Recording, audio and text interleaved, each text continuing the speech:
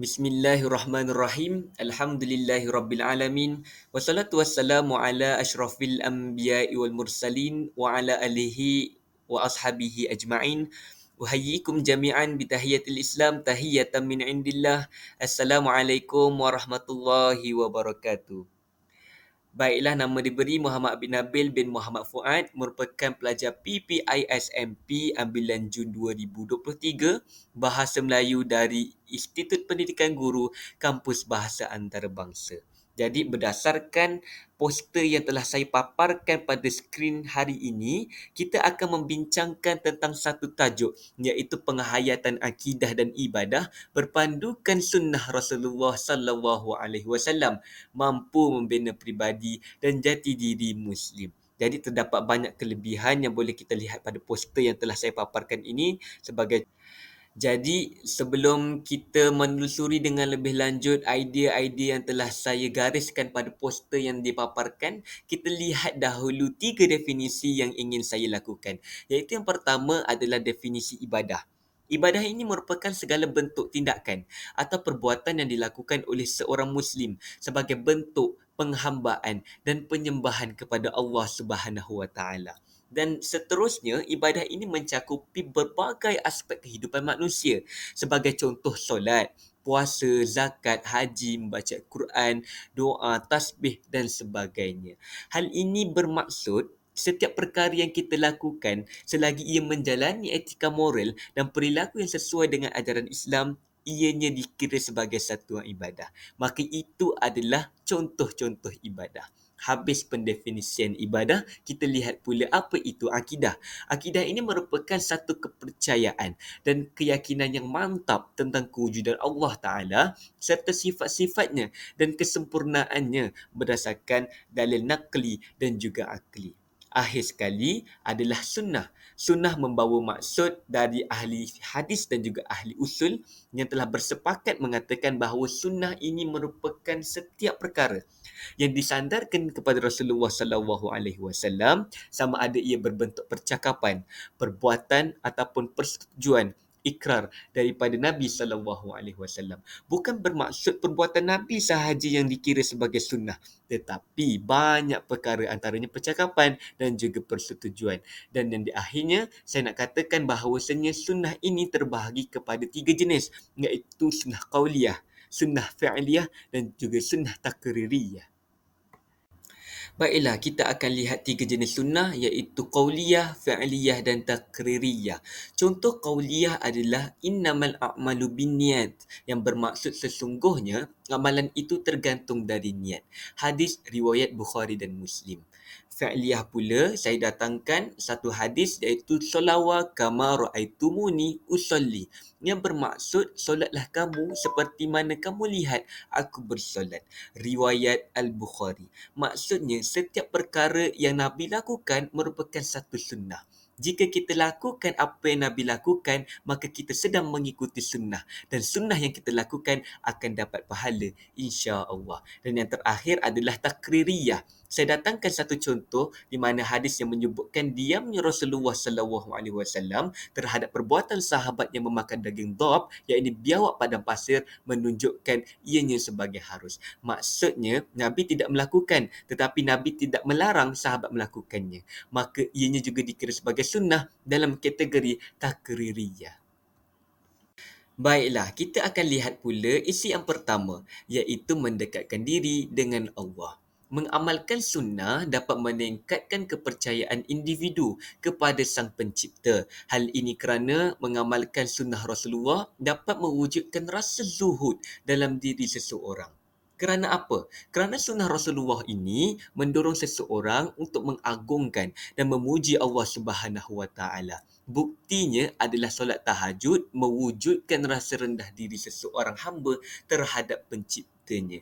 Cuba kita bayangkan, siapa yang sanggup untuk menggadaikan masa tidurnya hanya untuk solat kepada Sang Pencipta? Maka siapa yang dapat ikuti sunnah ini, maka mereka adalah orang yang ingin mendekatkan diri mereka kepada uh, Allah Subhanahu Wa Taala. Maka saya datangkan satu dalil daripada surah Al-Baqarah ayat 183, A'udzubillahi minasyaitonirrajim.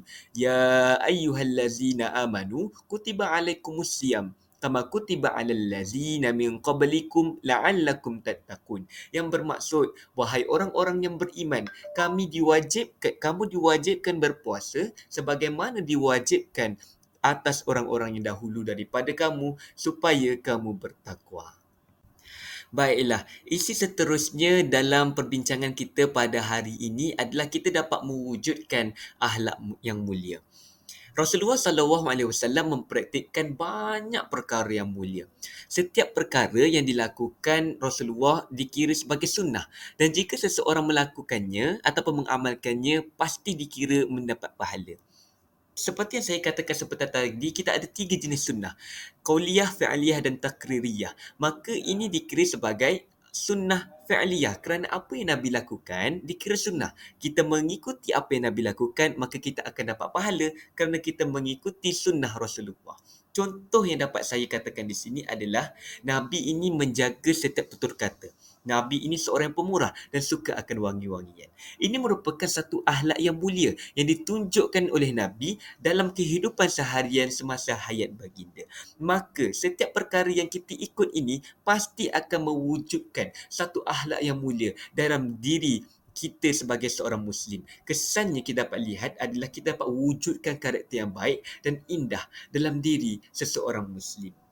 Saya datangkan satu dalil, iaitu aku belum pernah menyentuh sutera yang lebih lembut dibandingkan dengan telapak tangan Rasulullah, dan aku juga belum pernah mencium minyak wangi apa pun yang lebih harum dibandingkan dengan aroma Rasulullah SAW. Ini merupakan hadis riwayat Bukhari. Bermaksud, karakter yang diwujudkan oleh Rasulullah ini merupakan satu akhlak yang mulia.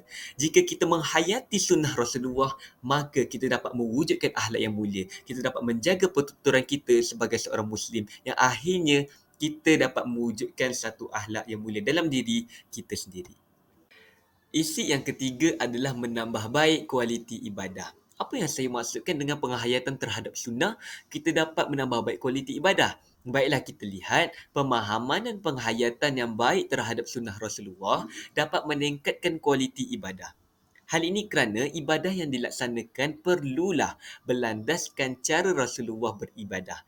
Dan Rasulullah sebenarnya seorang yang sangat komited dalam beribadah. Dan setiap ibadat yang dilakukan pasti akan memberikan kesan yang positif terhadap individu. Maksudnya dekat sini adalah jika sebelum ini individu Muslim ini hanya melakukan amalan fardu semata-mata, tetapi selepas mengamalkan ataupun menghayati sunnah Rasulullah, maka dia juga telah melakukan amalan-amalan sunat yang lain. Maka tambahan inilah yang kita kira sebagai satu penambahbaikan dalam kualiti ibadah. Contoh yang dapat saya berikan adalah Nabi SAW berzikir selepas solat. Kesannya yang dapat kita lihat hari ini adalah jika sebelum ini hanya melakukan amalan fardu semata-mata, tetapi selepas menghayati sunnah, kita dapat melakukan amalan-amalan sunat. Inilah yang kita katakan sebagai menambah baik kualiti ibadah.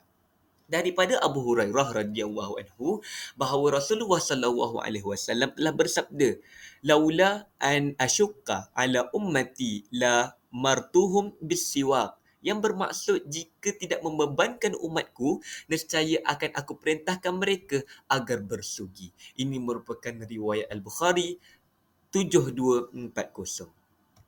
Isi yang terakhir bagi perbincangan kita pada hari ini adalah kita dapat meningkatkan ilmu pengetahuan. Sebenarnya, menimba ilmu berkaitan ibadah dan juga akidah berdasarkan sunnah Rasulullah SAW dapat meningkatkan ilmu seseorang terhadap agama Islam. Contohnya, jika sebelum ini hanya mengetahui amalan fardu semata-mata, namun selepas mempelajari sunnah Nabi SAW, kita dapat menimba ilmu baru. Sebagai contoh yang telah saya berikan pada isi sebelum ini, kita dapat menambah baik kualiti ibadah.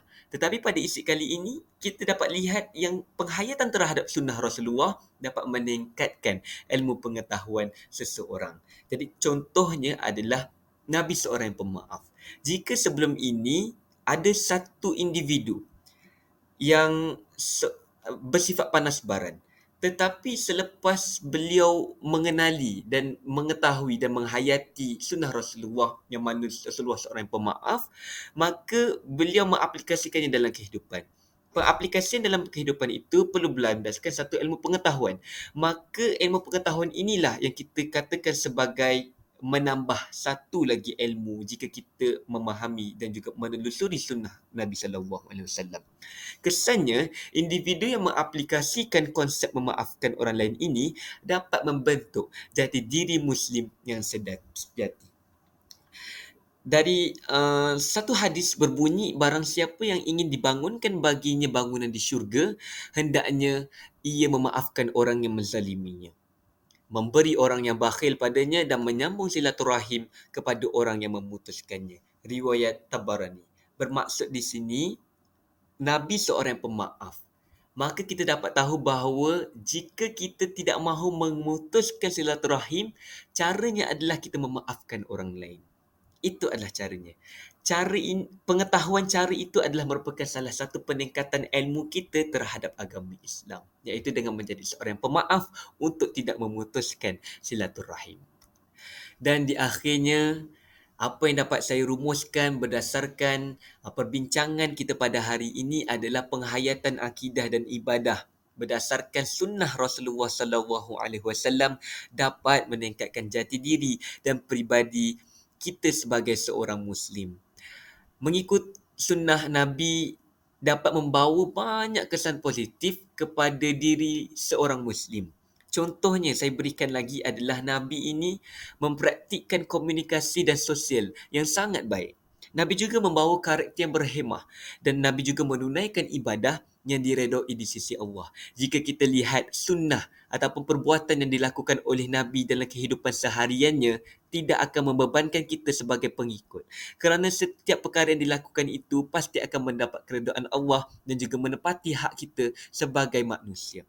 Dan kesannya jika kita mengikut sunnah yang dibawa oleh Rasulullah adalah wujud karakter dan jati diri Muslim yang sejati jika individu tersebut mengamalkan sunnah yang dipraktikkan oleh Rasulullah sallallahu alaihi wasallam ketika semasa hayatnya. Jadi sebagai seorang Muslim yang sejati, kita mestilah menghayati sunnah yang dibawa Rasulullah dan perlulah ianya dipraktikkan dalam kehidupan seharian agar sentiasa diredai dan disayangi oleh Allah Subhanahu Wa Taala. Jadi sekian, wabillahi taufiq wal hidayah. Wassalamualaikum warahmatullahi wabarakatuh.